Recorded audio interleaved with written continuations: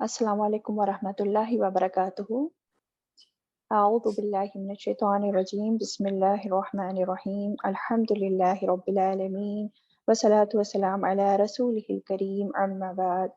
Rabbi इश्रह ली सदरी व यस्सिर ली अमरी वहलुल उक़दतम मिन लिसानी यफ़क़हू क़ौली।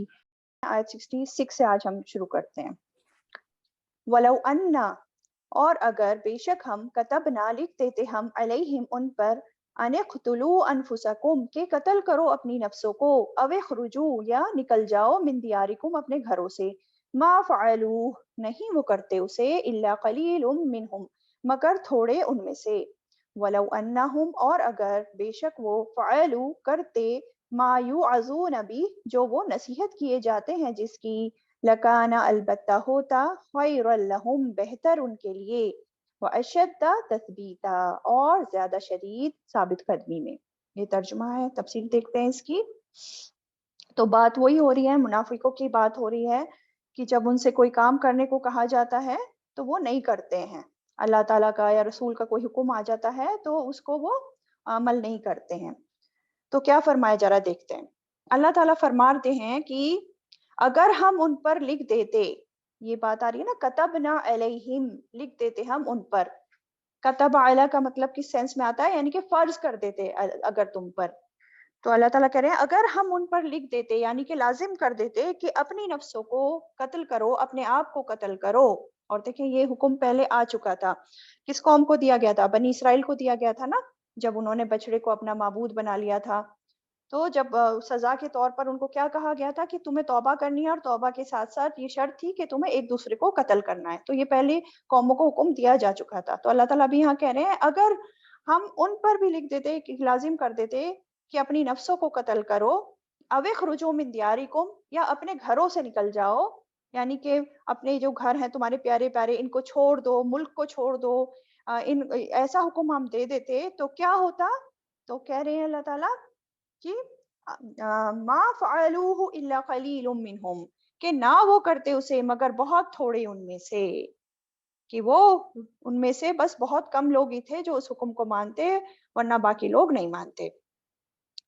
तो देखें अल्लाह ताला ने तो हमें इतने बड़े-बड़े कामों का करने का हुक्म लाज़मी तौर पर नहीं दिया है, हम पे तो फ़र्ज़ नहीं किया है। हमें तो अल्लाह ताला ने दीन के खातिर बस कि ये है कि हमें क्या करना है कि थोड़ी इबादतें बताई हैं, है ना? और थोड़ी बहुत सुन्नतें जो हैं वो आसान-आसान काम वो हमें करने को कहा है। अल्लाह ताला ने हमें ये नहीं कहा कि तुम्हें अपने आपों को कत्ल करना ही करना है, अपनी जानों को देना ही देना है और अपने घरों को छोड़कर कहीं और जाना ही जाना है। ये तो फ़र्ज़ नहीं है ना हम पर। अल्लाह ताला के तो हमसे छोटी-छोटी चीज़ों के मुतालबे कर रहे हैं। फिर भी हम जो है उनको कर नहीं पा रहे हैं ना। और अगर अल्लाह ताला बड़ी कुर्बानियाँ फ़र्ज़ कर देता तो बस थोड़े ही लोग उस काम को कर पाते। और जैसे हमने पिछली आयतों में भी मुनाफिकों की बात हो रही थी ना, मुनाफिकों के बारे में बताया जा रहा था। कैसे वो आप सल्लल्लाहु अलैहि वसल्लम के लिए दिए हुए फैसले कबूल नहीं करते थे और आपके दिए हुक्मों पर इनको जो है इनके दिलों में परेशानियाँ होने लगती थी। तो ये मुनाफिक, इनको भी अगर ये बोला जाता कि जान दो अल्लाह के रास्ते में, अपने आप को कत्ल कर दो या दीन की खातिर घर छोड़ दो, तो ये कतई नहीं करते ऐसा, और ना इन्होंने किया। हम देखते हैं आप सल्लल्लाहु अलैहि वसल्लम के ज़माने में। तो आप सल्लल्लाहु अलैहि वसल्लम की सच्ची इत्तिबा करने वाले शख्स को ही अल्लाह ताला अपनी राह में कुर्बानियाँ पेश करने की तौफीक देता है, जो सच्ची इत्तिबा करता है। अब इसका एग्ज़ाम्पल आप देखें ना, सहाबा इकराम को देख लीजिए आप। उन्होंने अल्लाह ताला की और आप सल्लल्लाहु अलैहि वसल्लम के दिए हुए हर हुक्म की किस तरह पूरी-पूरी इताअत की, है ना? जंग बदर में आप देख लें, सहाबा ने अपने हाथों से अपने जो इस्लाम के दीन के दुश्मनों का खात्मा किया, और वो दुश्मन कौन थे? उनके अपने लोग, है ना? उनके अपने घर कुंबे वाले, उनके भाई, उनके अपने बाप, किसी का बेटा था तो किसी का बाप था, है ना? खून के रिश्ते, खुद अपने हाथों से ख़त्म किए दीन की खातिर। और देखिए घर भी छोड़े सहाबा इकराम ने। मक्का में से मदीना जब हिजरत करके गए, है ना? तो मक्का में सब कुछ छोड़कर, वो अपना सब कुछ, जो भी कारोबार था, जो भी दौलत थी, सब कुछ जो छोड़कर फिर उनको मदीना हिजरत करके चले गए। अब जैसे सुहैब रूमी का किस्सा आपने सुना होगा। उन्होंने जो भी कुछ कमाया था, सब कुछ जो है, उनका माल सब कुछ उन्होंने मक्का में छोड़ दिया और हिजरत कर गए। तो ये सच्चे मोमिन, जो ये काम कर जाते हैं, अमल कर जाते हैं। लेकिन हम अपना देखें, आज के मुसलमानों को देखें, ہمیں تو اسلام آرام سے مل گیا، کوئی جدوجہد کچھ نہیں کرنی پڑی، اور ہمیں کوئی چھوٹی سی قربانی دینی پڑے دین کی خاطر تو ہم کیا کہتے ہیں، نہیں نہیں نہیں، بس اتنا ہی کافی ہے جو کر رہے ہیں، بس اتنا ہی کریں گے، اس سے زیادہ کی ضرورت نہیں ہے، بس کافی ہے اتنا، ہے نا؟ تو اللہ تعالیٰ فرما رہے ہیں کہ اگر ہم فرض کر دیتے کہ اپنی نفسوں کو قتل کرو یا اپنے گھروں کو چھوڑ کر نکل جاؤ، تو ان میں سے بہت کم لوگ ہی ایسا کرتے۔ تو دیکھیں، اللہ تعالیٰ نے تو ہمیں آسان چیزیں کرنے کا حکم دیا ہے، کوئی مشکل چیز کرنے کا حکم نہیں دیا، تو ہمیں تو اور زیادہ شکر گزار ہونا چاہیے اللہ تعالیٰ کا۔ ہمیں کوئی بڑے بڑے کام کرنے کے لیے اللہ تعالیٰ نے نہیں کیا، کہا آسان آسان چیزیں ہمیں ہمارے لیے رکھ دی ہیں۔ اور کیا پتہ چل رہا ہے ہمیں اس آیت سے؟ یہ پتہ چل رہا ہے کہ اللہ تعالیٰ کی اطاعت کرنے والے لوگ دنیا میں بہت کم ہیں، ہے نا؟ قلیل، تھوڑے ہی لوگ جو ہے بات مانتے ہیں۔ اور اسی لیے دیکھیں وہ جو حدیث ہے نا، ڈرانے والی حدیث، جس میں بتایا گیا ہے کہ آدم علیہ السلام کی جو اولاد ہیں ان میں سے جو ہے 999 جہنم میں جائیں گے، ہے نا؟ تو وہ بہت ہی ڈرانے والی حدیث ہے۔ اور یہ جو بات ہے کہ صرف تھوڑے ہی لوگ کیوں اطاعت کرتے ہیں، ایسا کیوں ہے بھلا؟ کیوں؟ کیونکہ ایمان کی کمزوری ہوتی ہے نا ان میں، اور اس کی مین وجہ کیا ہے؟ ایک تو شک و شبہات، اور دوسری شہوات کا غلبہ۔ جب انسان دیکھیں شک میں پڑ جاتا ہے نا، اس کو یقین ہی نہیں ہوتا کہ کسی حکم پر، کسی بات پر، تو جب اس کو یقین ہی نہیں ہے تو وہ کام وہ کیسے کرے گا؟ لیکن اب انسان کو اگر شک و شبہات ہے تو اس کو اس کا علاج کرنا چاہیے۔ اس کا علاج ہے، کیا علاج ہے شک دور کرنے کا؟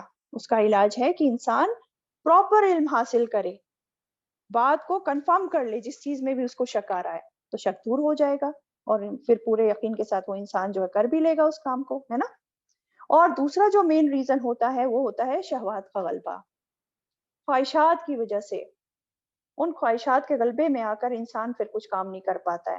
اب جیسے ہم لوگ کو چھوٹا سا اگزامپل لے لیں، ہم پر اگر نیند کا غلبہ ہے، ہمیں نیند بہت زیادہ آتی ہے، اس چکر میں ہم فجر کی نماز چھوڑ دیتے ہیں اور بھی عبادات چھوڑ دیتے ہیں۔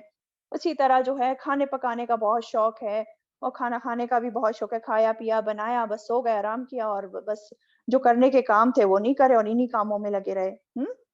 یا اسی طرح اور بھی کچھ ہو سکتی ہیں خواہشات۔ تو شہوات کسے کہتے ہیں؟ بیسیکلی ایسے ڈیزائرز انسان کے جو کنٹرول سے باہر ہو جائیں، اور پھر جن کی وجہ سے اس کے انسان کے جو ہیں باقی کام بھی متاثر ہو جائیں۔ تو یہ شہوات انسان کو کمزور کر دیتی ہیں، اور ان کے غلبے میں آ کر پھر انسان اللہ تعالیٰ کی اطاعت بھی نہیں کر پاتا۔ لیکن اس کا بھی علاج ہے نا؟ اس کا کیا علاج ہے؟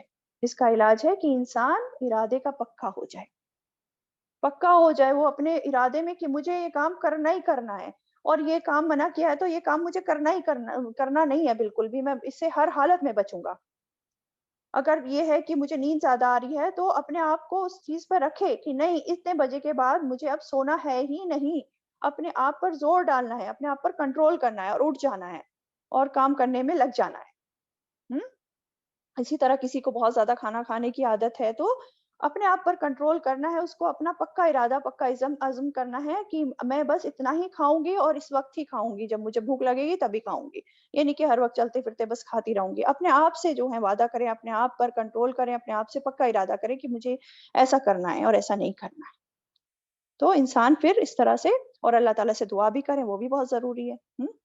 تو اس طرح سے پھر انسان جو ہے شک و شبہات سے چھٹکارا پا لے گا، اور شہوات سے بھی چھٹکارا پا لے گا، اور اس طرح اپنی اطاعت میں بڑھ جائے گا۔ تو یہ بہت ضروری ہے ان چیزوں سے چھٹکارا پانا، شک و شبہات سے بھی اور شہوات سے بھی، ٹھیک ہے؟ اب آگے فرمایا وَلَوْ أَنَّهُمْ فَعَلُوا مَا يُوعَظُونَ بِهِ، کہ اگر یہ کر لیتے جس کی یہ نصیحت کیے گئے تھے، یعنی کہ جو ان کو حکم دیا گیا تھا، اگر یہ وہ کام کر جاتے، لَكَانَ خَيْرًا لَهُمْ، البتہ ہوتا ان کے لیے بہت بہتر، یعنی کہ ان کے لیے بہتر ہوتا کہ اگر جو حکم دیا گیا تھا اگر وہ اس کو مان لیتے، اس پر عمل کر لیتے تو وہ بہتر ہوتی بات ان کے لیے۔ کہاں بہتر ہوتی؟ دنیا میں بھی اور آخرت میں بھی بہتر ہوتی۔ یعنی کہ جو بھی اللہ تعالیٰ کی طرف سے حکم آیا، مطلب اللہ کی طرف سے مان لو یہ بھی حکم آ جاتا کہ خود کو قتل کرو یا اپنے گھروں کو چھوڑ کر نکل جاؤ، اور انسان اس کو بنا کچھ سوچے سمجھے، بنا اس پر حجت بازی کرے مان لیتا اس بات کو کہ ہاں اللہ تعالیٰ کا حکم ہے، تو بہتر ہی ہے۔ اگر اس کو مان لیتا تو کیا ہوتا؟ پھر وہ انجام کے حساب سے بہت ہی اچھا ہوتا، خیر اللہم، ان کے لیے بہتر ہوتا. ٹھیک ہے. اب دیکھیں انسان جب اللہ تعالیٰ کی خاطر کوئی کام کر لیتا ہے نا، یا کسی کام سے رک جاتا ہے جس کا اللہ تعالیٰ نے رکنے کو کہا ہے اللہ تعالیٰ کی خاطر، تو اس کا حال بھی بہتر ہو جاتا ہے اور انجام بھی بہتر ہو جاتا ہے. لیکن انسان کیا ہے، اس کی فطرت، انسان جو ہے اللہ تعالیٰ کے فیصلوں کو قبول کرنا انسان کو بڑا ہی مشکل کام لگتا ہے. اب جیسے تقدیر کوئی لے لیں، کچھ فیصلے تقدیر کے انسان کو پسند نہیں آتے. مان لو کسی کی گھر میں فوتگی ہو گئی، کوئی شدید بیمار ہو گیا، تو انسان اس کو ایکسیپٹ نہیں کرتا اور ملامت کرتا رہتا ہے کہ کاش میں ایسا نہ کرتا، کاش ایسا نہ ہوتا. لیکن اگر انسان اللہ کے فیصلوں کو ایکسیپٹ کر لے کہ یہ میرے رب نے ایسے ہی لکھا تھا، کیونکہ فیصلے تو رب کے ہی نافذ ہونے ہیں، ہمارے حساب سے نہیں ہونا ہے، تو اگر ایکسیپٹ کر لے کہ یہی جو ہے اللہ تعالیٰ نے میرے لیے چاہا تھا، تو کیا ہوگا؟ پھر اللہ تعالیٰ اپنے بندے کا حال بھی درست کر دے گا اور انجام بھی درست کر دے گا. لیکن بندہ اگر ایکسیپٹ نہیں کرے گا تو کیا ہوتا ہے؟ پھر زندگی میں بھی جو ہے پریشان رہتا ہے، مشکل میں پڑا رہتا ہے، اور انجام بھی پھر کیا ہوتا ہے؟ جو اللہ تعالیٰ چاہے گا انجام بھی پھر وہی ہوگا اس کا. وَأَشَدَّ تَثْبِيتًا، اور زیادہ شدید ثابت قدمی میں. آگے بتایا یعنی کہ اگر وہ حکم کو مان لیتے تو کیا ہوتا کہ ثابت قدمی میں بھی بڑھ جاتے، دین پر ثابت قدمی اور زیادہ ہو جاتی ان کی. کیونکہ انسان جتنی زیادہ اطاعت کرے گا اللہ تعالیٰ کی اور رسول کی، اتنا ہی اس کا یقین جو ہے، اس کی یقین کی کیفیت جو ہے یعنی کہ ثبات جو ہے وہ بھی بڑھتی چلی جائے گی. اور دیکھیں ہم بہت سی غلطیاں کیوں کرتے ہیں، اس کی وجہ کیا ہوتی ہے؟ ایمان کی کمزوری ہوتی ہے نا. تو اگر ہم اپنا ایمان مضبوط کرنا چاہتے ہیں تو ہمیں کیا کرنا ہوگا؟ تو ہمیں اطاعت میں بڑھ جانا ہوگا. کیوں؟ کیونکہ ایک نیکی دوسری نیکی کی طرف لے جاتی ہے نا، اور اسی طرح خیر کے دروازے کھلتے چلے جاتے ہیں. نیکیوں کی طرف ہر قدم جو آگے بڑھتا ہے وہ انسان کو جماتا چلا جاتا ہے. لیکن غلط کام کیا تو پھر قدم پھر اکھڑ جاتے ہیں. تو ایک گناہ دوسرے گناہ کو جنم دیتا ہے اور ایک نیکی دوسری نیکی کو. تو اللہ تعالیٰ کے فیصلوں کو قبول کرنا کس کو جنم دیتا ہے؟ مزید ثبات کو جنم دیتا ہے. یقین کی کیفیت بڑھتی چلی جاتی ہے اور استقامت آ جاتی ہے پھر نیکیوں پر. ٹھیک ہے. تو کیا پتہ چلا ہمیں اس آیت سے کہ نیکیوں پہ استقامت کب آتی ہے؟ انسان جب شک و شبہات سے باہر نکل آئے اور اللہ کے فیصلے سن کر اس کے دل میں کوئی تنگی نہ آئے، بس اطاعت کر لے. ٹھیک ہے. آیت 67 پہ آ جاتے ہیں. اسی کا دیکھیں کنٹینیوشن ہے. کیا بتایا جا رہا ہے؟ وَإِذًا، اور تب، لَآتَيْنَاهُمْ، البتہ دیتے ہم انہیں، مِن لَدُنَّا، اپنے پاس سے، اجرًا عظیما، اجر بہت بڑا. کہ اگر وہ ایسا کر لیتے، کیا کر لیتے جو ابھی پچھلی آیت میں بات ہو رہی تھی، تو تب ہم انہیں اپنے پاس سے بہت بڑا اجر عطا کرتے. دنیا کے اندر بھی اجر بہت بڑا دیتے، یا جیسے کہ فتح، نصرت، عزت، غلبہ، کامیابی. اور آخرت میں کیا ہے بڑا اجر؟ اللہ تعالیٰ کی طرف سے مغفرت مل جاتی، جنت مل جاتی، اجر عظیم. یہ ہے اجر عظیم. تو اگر بات مان لیتے، حکموں پر کی اطاعت کر لیتے، تو کیا ملتا؟ اجر عظیم ملتا، بہت بڑا اجر ملتا، دنیا میں بھی اور آخرت میں بھی. وَلَهَدَيْنَاهُمْ، اور البتہ ہدایت دیتے ہم انہیں، صراطً مستقیما، راستے سیدھے کی. اور کیا ہوتا کہ اگر وہ حکم مانتے اللہ تعالیٰ کا، تو اللہ تعالیٰ کیا کرتے؟ سیدھے راستے کی ہدایت دے دیتے. یعنی ان ثابت قدم لوگوں کی کیا ہے؟ اللہ تعالیٰ صراط مستقیم کی رہنمائی کر دیتا، ہدایت کا راستہ انہیں دکھا دیتا، اور پھر کیا ہوتا؟ اس پر چلنے کی بھی توفیق دے دیتا. خالی راستہ دکھاتا نہیں بلکہ چلنے کی توفیق بھی عطا کر دیتا اللہ تعالیٰ. تو کیا پتا چلا کہ اللہ اور رسول صلی اللہ علیہ وسلم کی اطاعت کرنا، ان کے فیصلوں کو قبول کرنا، چاہے دین کے معاملے میں ہو چاہے دنیا کے معاملے میں ہو، آپ صلی اللہ علیہ وسلم کے طریقوں پر جو چلتا ہے تو وہ کس راستے پر چلتا ہے؟ صراط مستقیم کے راستے پر چلتا ہے. اور ایسا کرنے والا پھر صراط مستقیم پر اس کو راستے پر چلنے کی جو توفیق جس کو مل جاتی ہے، ثابت قدمی نصیب ہو جاتی ہے، فائنلی کہاں پہنچتا ہے؟ اجر عظیم، جنت پا لیتا ہے پھر ایسا انسان. ٹھیک ہے، چل نیکسٹ آیت 69 پہ آ جاتے ہیں.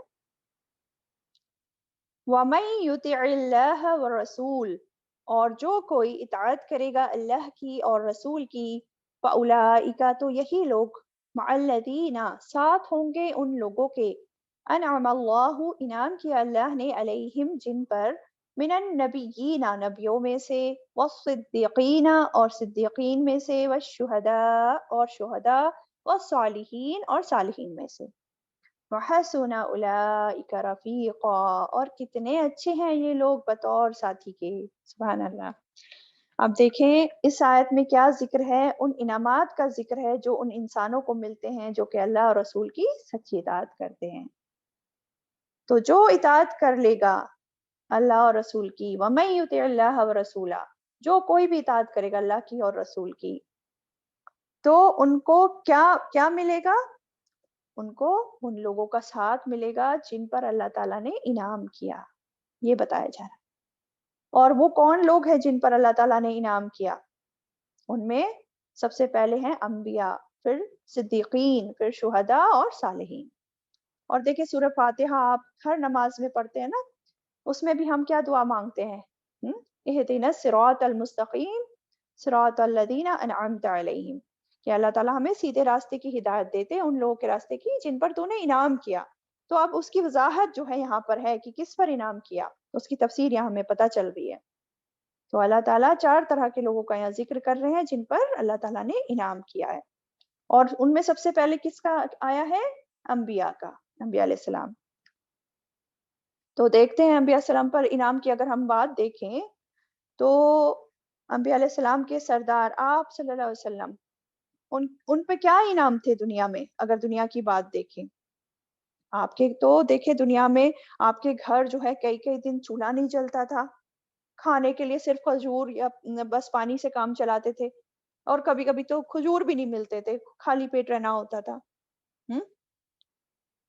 اور اگر گھر بھی آپ دیکھیں، آپ کے حجرے کیسے تھے؟ چھوٹے چھوٹے سے حجرے ہوتے تھے چند ہاتھ کے، جہاں پر جب نماز پڑھتے تھے، مان لو تہجد پڑھتے تھے، تو حضرت عائشہ رضی اللہ تعالیٰ عنہا فرماتی ہیں کہ میں سو رہی ہوتی، آپ صلی اللہ علیہ وسلم میری ٹانگوں کو چھوتے، میں پیچھے کر لیتی تو آپ پھر سجدہ کرتے. تو سوچے کتنا چھوٹا جو ہے حجرہ ہوتا تھا. اور کمرے میں بھی، اس حجرے میں بھی کوئی ایسی چیز نہیں ہوتی تھی اور بھی زیادہ جس کا بتایا جائے کہ یہ ہے، کچھ نہیں ہے نا. تو یہ دنیا میں ایسا حال کن کا؟ جو نبیوں کے امام ہیں.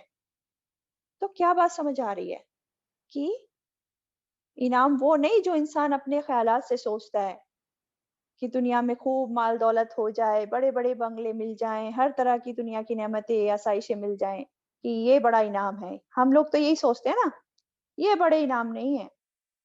بلکہ کیا انعامات ہیں؟ نبیوں پر کیا انعامات ہوئے؟ مینلی ہوئے کہ جو وحی کا نزول ان پر ہوا، نبوت ان کو ملی ہے نا، جو وحی کا نزول ہوا، علم اور ایمان سے جو نوازا، یہ اصل انعام ہیں جو ہوئے. ٹھیک ہے. اسی طرح اگلا دیکھتے ہیں، والصدیقین، اور صدیقین میں سے. صدیق کون ہوتے ہیں؟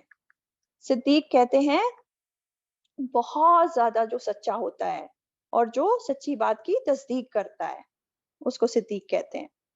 یعنی کہ جو کبھی جھوٹ نہ بولے، جو اپنے عقیدے سے، اپنے دل سے، اپنے اقوال سے، اپنے اعمال سے اپنی سچائی کو ثابت کرے، یہ ہوتا ہے صدیق. بعض علماء کہتے ہیں کہ صدیق وہ ہے جو دین کے سبھی احکامات کی تصدیق کرتا ہے اور اللہ رسول کے کسی بھی حکم کے بارے میں ذرہ بھر بھی شک نہیں آتا کہ ایسا کیوں ہے نا. اور صدیق کسے کہتے ہیں؟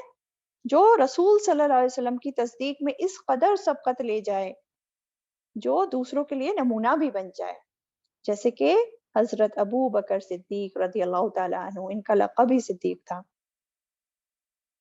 سب سے پہلے سبقت کرنے والے آپ صلی اللہ علیہ وسلم کی تصدیق میں، اور وہ نمونہ بھی بنے دوسرے صحابہ کے لیے ایمان لانے میں، ہے نا.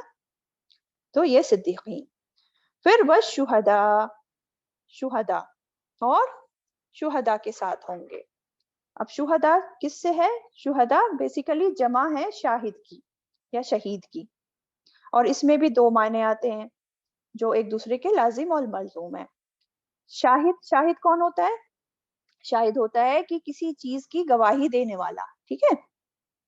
اور شہید اس کا صیغہ مبالغہ کی بہت ہی گہرائی کے ساتھ بہت ہی اچھے انداز سے کسی کی گواہی دینے والا، اپنے عمل کے ساتھ اپنے ایمان کی صداقت پیش کرنے والا. تو سب سے پہلے انسان کس کی گواہی دے؟ اپنے ایمان کی صداقت پیش کرے اپنے عمل کے ساتھ، اور حتیٰ کہ اپنی جان بھی قربان کر دے اللہ کی راہ میں. اور جو ایسا کرتا ہے وہ شہید ہوتا ہے، کیونکہ اس نے اپنے ایمان کی صداقت صرف زبان سے یا چھوٹے موٹے کام کر کے نہیں، بلکہ اپنی جان دے کر اللہ تعالیٰ کی راہ میں اپنی جان دے کر پیش کری یہ صداقت. ٹھیک ہے، تو یہ شہداء. والصالحین، اور صالحین میں سے. صالحین کون ہوتے ہیں؟ صالح، نیک لوگ، نیک لوگوں میں سے صالحین. شیخ علامہ سعدی رحم اللہ علیہ کہتے ہیں کہ صالحین کون ہوتے ہیں؟ جن کا ظاہر اور باطن سب ٹھیک ہو. اور جب ظاہر باطن سب ٹھیک ہو گیا تو پھر سب اعمال بھی ٹھیک ہو جائیں گے، ہے نا. تو صالح کون ہوتا ہے؟ وہ جس کے دل میں خلوص کے ساتھ ایمان ہے، جو اللہ رسول کے حکموں پر عمل کر رہا ہے اور جو محرمات سے بچا ہوا ہے، یہ صالح. اب دیکھیں، ہر نبی، ہر شہید اور ہر صدیق صالح ہوتا ہے، لیکن ضروری نہیں کہ ہر صالح نبی ہو یا صدیق ہو یا شہید ہو. ٹھیک ہے، تو کیا بتایا جا رہا ہے کہ جو اللہ اور رسول کی سچی اطاعت کرے گا، اللہ ان کو ان لوگوں کے ساتھ کر دے گا جن پر اللہ نے انعام کیا، جو کہ انبیاء، صدیقین، شہداء اور صالح لوگ ہیں. ٹھیک ہے. حضرت عائشہ رضی اللہ تعالیٰ عنہ فرماتی ہیں کہ ایک بار ایک شخص رسول صلی اللہ علیہ وسلم کے پاس آیا اور اس نے کہا کہ اے اللہ کے رسول صلی اللہ علیہ وسلم، میں آپ سے سب سے بڑھ کر محبت کرتا ہوں، خود اپنے سے بھی بڑھ کر کرتا ہوں، اپنے پریوار والوں سے بھی اور اپنے بچوں سے بھی بڑھ کر محبت کرتا ہوں. جب میں گھر جاتا ہوں یا پھر کسی کام کاج کے لیے نکلتا ہوں اور مجھے آپ کو دیکھنے کی تمنا ہوتی ہے تو میں آپ کے پاس آ جاتا ہوں اور آپ کو دیکھ کر دل کو سکون پا لیتا ہوں، اطمینان آ جاتا ہے مجھے. لیکن میں سوچتا ہوں کہ مرنے کے بعد اگر میں جنت میں چلا بھی گیا تو آپ صلی اللہ علیہ وسلم کو تو میں کیسے ملوں گا، کیسے دیکھوں گا؟ آپ کا تو جنت میں بہت بڑا مقام ہوگا اور میں تو کہیں نیچے والی جنت میں ہوں گا، تو میں مطلب کیسے دیکھوں گا آپ کو؟ تو اس بات کی فکر ہے مجھے کہ میں آپ کو کیسے دیکھوں گا وہاں. تو آپ صلی اللہ علیہ وسلم نے اس وقت تو جواب نہیں دیا. پھر یہ آیت نازل ہوئی، تب آپ صلی اللہ علیہ وسلم نے اس کو خوشخبری دی. ٹھیک ہے، تو اس کے شان نزول میں یہ بات بھی آتی ہے. ایک اور حدیث میں آتا ہے کہ ایک بدو تھا دیہاتی، وہ آپ صلی اللہ علیہ وسلم کے پاس آیا اور کہتا ہے کہ یا نبی صلی اللہ علیہ وسلم، ایک آدمی بعض لوگوں سے محبت کرتا ہے لیکن ان کے جیسے عمل نہیں کر پاتا، یعنی کہ کوشش تو کرتا ہے لیکن ان کے برابر کے نیکی اور تقوی کے لیول کو نہیں پہنچ پاتا جو ان لوگوں کا ہے جن سے وہ محبت کرتا ہے. تو آپ صلی اللہ علیہ وسلم نے فرمایا، کیا فرمایا؟ غور سے سنیں. المرء مع من احب، آدمی جس سے محبت کرتا ہے اسی کے ساتھ ہوگا قیامت کے دن. ٹھیک ہے. اور انس رضی اللہ تعالیٰ عنہ فرماتے ہیں کہ جب ہم نے یہ حدیث سنی تو ہم بہت ہی زیادہ خوش ہوئے، بہت خوش ہوئے. کیوں؟ کیا ریزن تھا؟ کہ نیک لوگوں کی محبت سے ہی جنت میں ان کا ساتھ مل جائے گا. یعنی کہ جو نیک لوگوں سے محبت کر رہا ہوگا، بھلے ہی وہ نیک لوگ بہت ہی زیادہ مرتبے کے ہیں لیکن ان کا ساتھ پھر بھی مل جائے گا ان کے محبت کی وجہ سے. تو کتنا بڑا انعام ہے یہ، ہے نا. آگے فرمایا وَحَسُنَ أُولَئِكَ رَفِيقًا، اور کتنے اچھے ہیں یہ لوگ بطور ساتھی کے. اللہ تعالی ہم سب کو ان کا ساتھ عطا کرے، آمین. آیت نمبر 70 پہ آ جائیے. ذَلِكَ الْفَضْلُ مِنَ اللَّهِ، یہ فضل ہے اللہ کی طرف سے، یہ فضل ہے اللہ کی طرف سے. وَكَفَى بِاللَّهِ عَلِيمًا، اور کافی ہے اللہ بہت علم والا. تو یہ اللہ تعالیٰ کا انعام ہے، اللہ تعالیٰ کا فضل ہے، یہ انسان کا کوئی اپنا کمال نہیں. ہاں، یہ اللہ تعالیٰ کا فضل ہے کہ انسان کو دنیا میں نیکی کی توفیق مل جائے اور نیک لوگوں کا ساتھ بھی مل جائے دنیا میں، اور آخرت میں بھی انبیاء، شہداء، صدیقین، صالحین کا ساتھ مل جائے. تو یہ اللہ تعالیٰ کا فضل ہے. لیکن اللہ تعالیٰ یہ فضل کس کو عطا کرتا ہے؟ اسی کو جو سچی اطاعت کرے گا اللہ کی اور رسول صلی اللہ علیہ وسلم کی، جو ان سے سچی محبت کرے گا. اب دیکھیں انبیاء علیہ السلام بھی کیا دعائیں کرتے تھے. اگر ہم ان کی دعاؤں کو دیکھیں، یوسف علیہ السلام تھے، انہوں نے کیا دعا مانگی تھی؟ ربنا انت ولی فی الدنیا والآخرہ توفنی مسلما والحقنی بالصالحین، کہ اللہ تعالیٰ اے میرے رب مجھے اسلام کی حالت میں فوت کرنا اور نیکوں کے ساتھ ملا دینا. وَأَلْحِقْنِي بِالصَّالِحِينَ. اسی طرح ابراہیم علیہ السلام نے کیا دعا مانگی؟ ربی حب لی حکما وَأَلْحِقْنِي بِالصَّالِحِينَ. اسی طرح آپ صلی اللہ علیہ وسلم بھی جب اپنے فوت ہونے سے پہلے کیا دعا کر رہے تھے؟ کہہ رہے تھے اللہم فی الرفیق الاعلی، اللہم رفیق الاعلی، رفیق الاعلی میں کر دینا یا اللہ. وَكَفَى بِاللَّهِ عَلِيمًا، اور کافی ہے اللہ بہت علم والا. نہ کہ فرمایا وہ جانتا ہے کہ اسے کس پر اپنا فضل کرنا ہے، کون اس کا مستحق ہے، کون سچی اطاعت کر رہا ہے اللہ کی اور رسول کی، وہ سب جانتا ہے جس کو وہ اپنا فضل عطا کرے. آیت 71 پہ آ جاتے ہیں. یا ایہا الذین آمنوا خذوا حذرکم، اے لوگو جو ایمان لائے ہو پکڑو بچاؤ یا ہتھیار اپنا. فانفروا، پھر نکلو، ثباتن او انفروا جمیعا. فانفروا، پھر نکلو، ثباتن چھوٹے دستوں میں، او یا انفروا نکلو جمیعا سب اکٹھے. اب دیکھیں یہاں سے دوسرا رکوع شروع ہو رہا ہے، لیکن اس کی آیت کی آپ کو لگ رہا ہوگا الگ سے نئی چیز کیا آ گئی ایک دم سے، لیکن اس کا جو ہے پچھلی آیت سے کیا ریلیشن ہے وہ دیکھ لیں. اب پچھلی آیتوں میں کیا بات تھی؟ اللہ اور رسول صلی اللہ علیہ وسلم کی اطاعت کی بات ہو رہی تھی نا. اور سب سے مشکل امتحان کب ہوتا ہے؟ جب اللہ کی راہ میں جان قربان کرنے کو کہا جاتا ہے. یہ سب سے مشکل اطاعت کی بات ہوتی ہے. نماز دیکھیں، نماز منافق بھی پڑھ لیتے ہیں، حالانکہ مشکل تو ہوتا ہے ان کو سستی سے، لیکن آ جاتے ہیں کسالہ، سستی سے نماز پڑھنے آ جاتے ہیں. اسی طرح صدقہ خیرات دیکھیں، صدقہ خیرات بھی منافق بھی کر لیتے ہیں، کافر بھی کر لیتے ہیں، ہر کوئی کر لیتا ہے، بھلے ہی ریاکاری کے لیے کریں یا جو بھی کریں. اسی طرح دین کے باقی احکامات پر چلنا بھی اتنا مشکل نہیں ہوتا، لیکن مشکل کب آتی ہے؟ جب جان دینے کی بات آتی ہے. یہ ہوتا ہے اصل امتحان. یہ ہوتا ہے کہ انسان کتنی اطاعت کرتا ہے اس وقت. تو یہاں اسی کا ذکر ہے اس آیت میں، اور آگے کی آیتوں میں بھی یہی موضوع چل رہا ہے کہ اللہ کے راستے میں قربانیاں کرنے کا، اپنی جانیں دینے کا. اور اس آیت کا اگر ہم پس منظر دیکھ لیں تھوڑا سا کہ کیا تھا. اب سورہ عمران میں ہم نے جنگ احد کے بارے میں پڑھا تھا، ہے نا. اب جنگ احد میں مسلمانوں کو جو نقصان ہوئے تھے اور جو کافروں کو جو ظاہری طور پر فتح حاصل ہوئی تھی، ہے نا، تو اس کے نتیجے میں کیا ہوا؟ اب مدینہ کے آس پاس کے علاقوں میں جو کافر لوگ تھے، بدھو قبائل وغیرہ، جو کیا ہوا، وہ لوگ جو تھے وہ بھی اسلام اور مسلمانوں کے خلاف اب شیر بن بیٹھے. ان کی بھی جرتیں بڑھنے لگی، اور آئے دن جو ہے کہیں نہ کہیں سے مسلمانوں کے خلاف حملہ کرنے کی افواہ اڑتی رہتی تھی کہ فلاں قبیلہ مدینہ پر حملہ کرنے کے لیے اٹھ رہا ہے. ایون مدینہ میں جو رہنے والے منافقین تھے نا، ان کی بھی زبانیں بہت تیز چلنے لگی. تو یہ تو بڑا ہی مشکل حالات تھے نا مسلمانوں کے لیے اس وقت. تو ان حالات میں اللہ تعالیٰ مسلمانوں کو حکم دے رہے ہیں. کیا حکم دے رہے ہیں؟ اس آیت میں دیکھیں کیا حکم دے رہے ہیں. اے لوگوں جو ایمان لائے ہو پکڑو بچاؤ، خذو حذرکم، پکڑو اپنی احتیاط. حذر کہتے ہیں خطرے اور آفیت سے بچنے کے لیے تدبیر اختیار کرنا، اپنا بچاؤ کرنا. تو اپنے بچاؤ کے اسباب لو، یعنی ان دشمنوں کی جو بھی سرگرمیاں چل رہی ہیں، جو بھی سازشیں چل رہی ہیں، یہ کر رہے ہیں، ان پر نظر رکھو، اور نظر رکھنے کے ساتھ ساتھ اپنی مکمل تیاری رکھو ان کے مقابلے کے لیے، ان کے ساتھ جنگ کرنے کے لیے.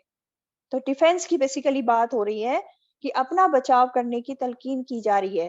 دین کے دشمنوں سے، اپنے دشمنوں سے بچنے کے لیے احتیاطی تدبیر اختیار کرنے کی تلقین ہو رہی ہے یہاں پر. ٹھیک ہے، دیکھیں مسلمان ہیں، اللہ پر توکل بھی کرتے ہیں، اللہ دفاع بھی کرے گا، حفاظت بھی کرے گا، لیکن مسلمانوں کو خود بھی کوشش کرنی ہے.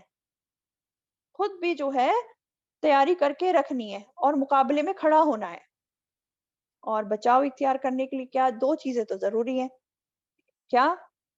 ایک افراد ہونا چاہیے، انسان کی ضرورت ہے، اور ایک ہتھیار کی بھی ضرورت ہے. کوئی اکیلا شخص اپنے بچاؤ نہیں کر سکتا نا اگر پورا لشکر اس کے مقابلے پہ آ جائے. اس لیے اجتماعیت بھی بہت ضروری ہے، مسلمانوں میں اجتماعیت ہونا بہت ضروری ہے. اور دوسری بات، وہ ٹولز بھی ہونے چاہیے جن سے انسان اپنا بچاؤ کر سکے. تو یہاں صحابہ اکرام کو، آپ صلی اللہ علیہ وسلم کو اور صحابہ اکرام کو حکم دیا جا رہا ہے کہ کفار، مشرکین اور منافقین میں سے جو بھی تمہیں ختم کرنے پر تلا ہوا ہے، تم ان کے مقابلے میں خاموشی سے مت بیٹھ جاؤ بلکہ اپنے لیے احتیاطی تدابیر اختیار کرو. فن فرو صبات، پھر نکلو چھوٹے دستوں میں، چھوٹی جماعتوں میں. صبات یعنی کہ اب مختلف بار اسٹریٹجیز اپناؤ. اور صبات جو ہوتا ہے، صبعتن کی جمع ہوتا ہے، چھوٹی ٹکڑیوں کو کہتے ہیں. تو کیا بتایا جا رہا ہے کہ جنگ کے لیے نکلو تو حسب ضرورت نکلو. چھوٹے جماعتوں کی ضرورت ہے تو چھوٹی جماعتوں میں نکلو، کہ پہلے ایک گروپ نکلا، پھر دوسرا نکلا، پھر تیسرا نکلا. اور اس کو جو ہے اجتماعیت کے خلاف نہیں کہیں گے، بلکہ یہ ضرورت کے تحت ایسا کرنا ہے. یا پھر کیسے نکلنا ہے؟ اوین فرو جمیعا، یا نکلو سب اکٹھے، ایک ساتھ نکلو، بڑے لشکر کی فارم میں نکلو. جیسی بھی ضرورت ہو، اس سچویشن کے مناسبت سے جو صحیح ہو وہ طریقہ اپنا لو. ٹھیک ہے؟ تو کیا خلاصہ ہوا؟ دنیا میں مومن کو چوکنے ہو کر جینا ہے، محتاط ہو کر رہنا ہے، غفلت کی زندگی نہیں گزارنی کہ کچھ بھی ہوتا رہے آس پاس. اور یہ انسان صرف اپنی طاقت پر بھی بھروسہ کر کے نہ بیٹھ جائے. ساتھ میں کیا کرنے کی ضرورت ہے؟ اللہ کا ذکر بھی کثرت سے کریں، دعائیں بھی اس سے کثرت سے مانگیں، اور تیاری بھی رکھیں. اور دشمن کے سامنے بزدل نہیں رہنا بلکہ اس سے مقابلہ کرنا ہے پورے انتظام کے ساتھ. ٹھیک ہے؟ یہ خلاصہ ہے. اور دیکھیں ویسے بھی حدیث سے ہمیں کیا پتہ چلتا ہے، اللہ تعالیٰ کو طاقتور مومن زیادہ پسند ہے. اللہ تعالیٰ ایسے طاقتور مومن سے زیادہ محبت رکھتا ہے بنسبت کمزور مومن سے. ٹھیک ہے؟ تو طاقتور مومن ہونا چاہیے، نہ کہ لچڑا پچڑا ایسے ہی گرا پڑا کمزور مومن. طاقتور بنے. چل نیکسٹ آیت پہ آ جاتے ہیں، آیت 72. آیت 72، وَإِنَّ اور بے شک مِنْکُمْ تم میں سے، لمن البتہ وہ ہے جو، لَيُبَتِّئَنَّ ضرور دیر لگاتا ہے، فَإِنْ أَصَابَتْكُمْ مصیبہ پھر اگر پہنچے تمہیں کوئی مصیبت، قَالَ وہ کہتا ہے، کیا کہتا ہے؟ قَدْ أَنْعَمَ اللَّهُ عَلَيْهِ تحقیق انعام کیا اللہ نے مجھ پر، اذ جب، لم نہیں، اکن تھا میں، معہم ان کے ساتھ، شہیدہ حاضر. پھر اب دیکھیں پھر منافقین کی بات ہو رہی ہے، منافقین کی طرف اشارہ ہے اس آیت میں. اب دیکھیں آپ صلی اللہ علیہ وسلم جب جنگ کے لیے لوگوں کو بلاتے تھے تو کیا ہوتا تھا؟ جو مضبوط ایمان والے ہوتے تھے وہ تو شوق سے آگے آ جاتے تھے، لیکن منافقین ان پر موت پڑ جاتی اور وہ سستی دکھاتے، کام چوری کرتے، اور خود تو پیچھے رہتے ہی رہتے بلکہ دوسروں کو بھی پیچھے رہنے کی تلقین کرتے. اور دیکھیں آپ سورہ عمران میں پڑھ چکے ہیں نا، جنگ احد میں کیا ہوا تھا؟ جو عبداللہ بن ابی تھا اس نے کیا کیا تھا جنگ احد میں؟ خود نے بھی آپ صلی اللہ علیہ وسلم کا ساتھ نہیں دیا بلکہ ایسی باتیں کی جس سے دوسرے لوگوں کی بھی جو ہمت تھی وہ پست ہونے لگی. اور دیکھیں آپ جانتے ہیں کہ کس طرح جو ہے وہ 300 لوگوں کو واپس لے کر راستے سے ہی مڑ گیا تھا، واپس چلا گیا تھا، حالانکہ دشمن جو تھا سر پہ کھڑا تھا. تو اللہ تعالیٰ یہاں ایسے لوگوں کی نشانی بتا رہے ہیں کہ وہ لوگ ہیں جو تم میں سے ہی ہیں. وَإِنَّ مِنْكُمْ بے شک وہ تم میں سے ہی ہیں، تمہارے درمیان موجود ہیں وہ لوگ، لیکن وہ اللہ کی پکار پر ایسے لبیک نہیں کہیں گے جیسے کہ کہنا چاہیے، بلکہ وہ کیا کریں گے؟ لَيُبَتِّئَنَّ، لَيُبَتِّئَنَّ با تو حمزہ سے اس کا ہے بطعن، یعنی کہ بطعن اس کا کیا ہے؟ دیر لگانا، ڈھیلے پڑنا، پیچھے رہ جانا، لیٹ ہونا، یعنی کہ لوگ دیر لگائیں گے بلکہ وہ دیر لگائیں گے. اور دیکھیں اللہ تعالیٰ نے کتنی تاکیدوں کے ساتھ یہ بات کہی ہے، انا بے شک، لَيُبَتِّئَنَّ میں لام تاکید کا، نون مشدد تاکید کا. تو اتنی تاکیدوں کے ساتھ اللہ تعالیٰ بتا رہے ہیں کہ مسلمان جو ہے ان منافقوں کو پہچانے جو اصل دشمن ہے اور انہی کے بیچ ہیں.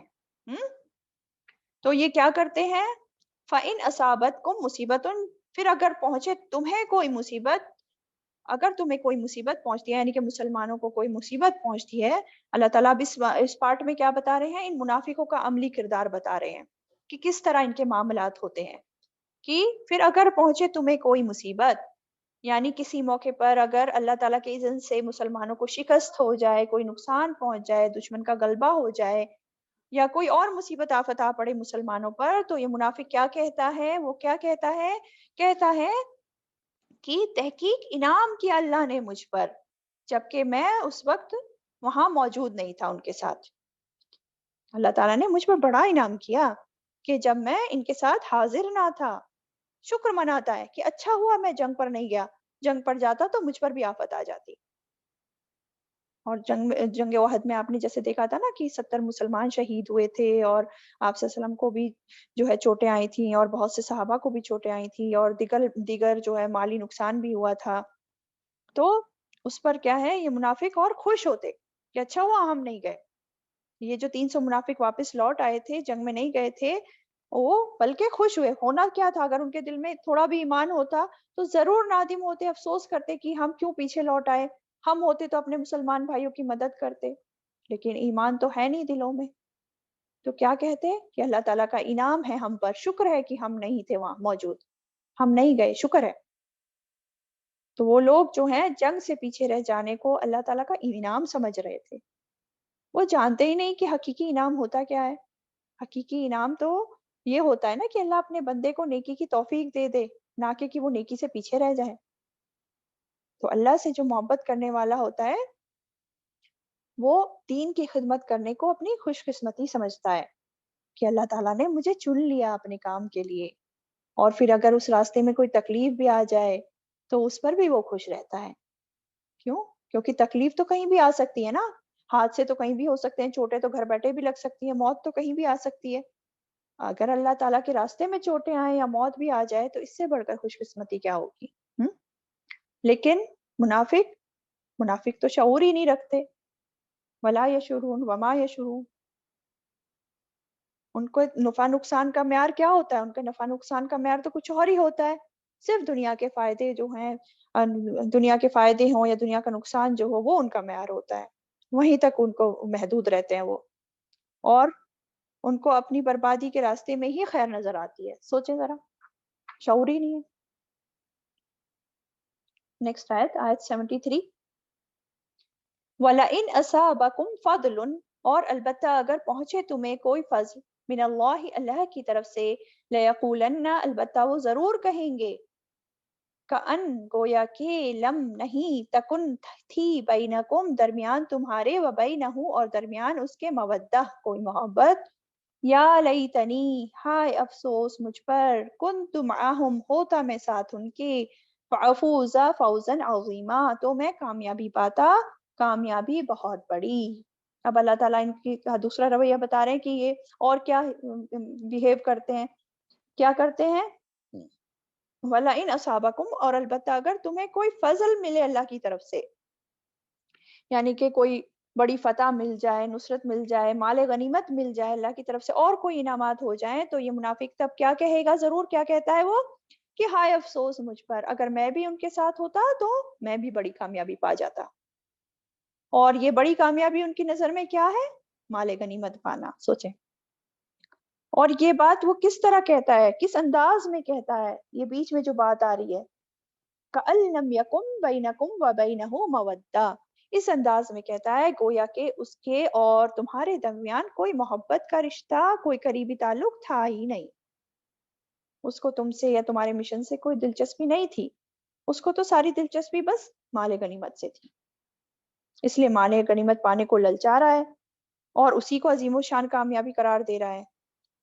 اور اس کے برعکس جنگ میں جانے کا اصل مقصد کیا ہونا تھا، وہ تو ان کے سامنے نہیں ہے جو جنگ میں جانے کا اصل مقصد ہوتا ہے، اور نہ ہی ان کے دل میں کسی انسان کے لیے، مسلمانوں کے لیے ہمدردی ہے، اپنے ساتھیوں کے ساتھ کسی قسم کا دلی تعلق ہی نہیں ہے۔ تو اللہ تعالیٰ نے اس آیت میں دنیا پرست لوگوں کے دلوں کو کھول کر رکھ دیا۔ اور دیکھیں یہ حال، آج یہ جو بتا رہے ہیں اللہ تعالیٰ اس آیت میں، یہ حال آج دیکھا جائے تو مسلمانوں میں اکثر لوگوں کا ہو گیا ہے کہ بس دل و دماغ پر دنیا ہی بسی ہوئی ہے، اسی کو حاصل کر لینا ہی بس بڑی کامیابی سمجھتے ہیں، اور دین سے پیچھے رہتے ہیں، دین سے جی چراتے ہیں۔ اور دیکھیں اس آیت سے ہمیں ایک اہم بات اور پتہ چل رہی ہے، کیا کہ انسان اگر دین سے محبت کرتا ہے نا تو دین والوں سے بھی لازماً محبت کرے گا، اور اگر دین کے راستے پر، دین کے مشن پر چلنے والوں سے محبت نہیں ہے تو پھر اس کا مطلب یہی ہے کہ اس کو اس مشن میں کوئی دلچسپی نہیں، کوئی محبت نہیں۔ جو منافق صفت والا انسان ہوتا ہے نا وہ صرف دنیاوی فائدے ملنے پر خوب خوش ہوتا ہے، اسے آخرت کا کوئی وہ فکر نہیں ہوتی۔ ہمیں دیکھیں، ہمیں بھی اپنا جائزہ لینا چاہیے کہ ہمیں کب خوشی ہوتی ہے، کیا چیز ملے تو ہم خوش ہوتے ہیں اور کیا نہ ملے تو ہم اداس ہو جاتے ہیں۔ ہمیں اگر دنیاوی مال دولت یا اولاد مل رہی ہے اسے پانے پر ہمیں زیادہ خوشی ہوتی ہے یا دین کی کامیابی پر ہوتی ہے؟ اور دیکھیں ویسے بھی کوئی شخص مومن ہو ہی نہیں سکتا نا جب تک کہ اللہ کی ذات سے محبت اسے سب سے بڑھ کر نہ ہو، اور کوئی مومن ہو ہی نہیں سکتا جب تک اسے آپ صلی اللہ علیہ وسلم جو ہیں اپنی والدین، اولاد اور ہر چیز سے زیادہ بڑھ کر پیارے نہ ہو، اور نہ ہی کوئی شخص سچا مومن ہو سکتا جب تک کہ اسے سب سے بڑھ کر سب سے کیا ہے دین کا فائدہ اسے سب سے بڑھ کر ہو، اپنے مال دولت سے بھی، کاروبار سے بھی، خود اپنی ذات سے بڑھ کر اس کے لیے دین کا فائدہ زیادہ عزیز ہونا چاہیے۔ تو ان سب باتوں کو جان کر ہم اپنا جائزہ لیں ذرا کہ ہم کب خوش ہوتے ہیں، اسلام کی ترقی پر خوش ہوتے ہیں یا نہیں ہوتے ہیں، یا ہمیں کوئی فرق نہیں پڑتا، اور ہماری زندگی کا مین مقصد ہے کیا، صرف دنیا رہ گئی ہے یا دین بھی ہے کچھ، ہم اللہ تعالیٰ کے لیے کتنی قربانیاں کر رہے ہیں اور اپنی آخرت کے لیے کیا بھیج رہے ہیں ہم آگے، یا صرف دنیا مل جائے یہی کافی ہے ہمارے لیے ہیں؟ اور دعا بھی ذرا کرا کریں، کون سی دعا کرا کریں؟ اللہم ارزقنا حبک و حب من یحبک، اے اللہ ہمیں اپنی محبت دے اور ہر اس شخص کی محبت دے جو تجھ سے محبت کرتا ہے۔ چلیں آج یہیں تک پڑھتے ہیں 73 تک۔ وآخر دعوانا ان الحمد للہ رب العالمین۔